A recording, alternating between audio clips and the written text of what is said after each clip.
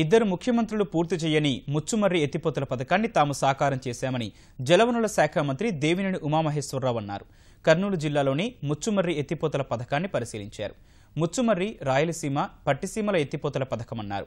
దాదాపు 360 కోట్ల రూపాయలు ఖర్చు చేసినట్లు మంత్రి ఉమా తెలిపారు. నీరు వస్తే కేసీ కెనాల్కు మార్చి వరకు నీరిస్తామని చెప్పారు.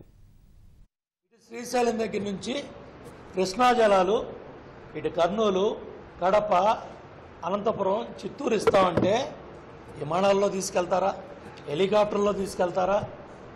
ఎగతాళి చేశారు, ఆరోపణలు చేశారు, కోర్టులకు వెళ్ళారు, అడ్డం పడ్డారు. గోదావరి జిల్లాకి వెళ్ళి నా బొమ్మలు తగలు పెట్టారు. దేవినేనమ్మా నీళ్ళు ఎత్తుకెళ్ళిపోతున్నాడు, తిట్టండి, కొట్టండి, అడ్డం పడండి, బొమ్మలు కాల్చండి. ఇవాళ జగన్మోహన్ రెడ్డి గారు రాష్ట్ర ప్రజలకు సమాధానం చెప్పాలి.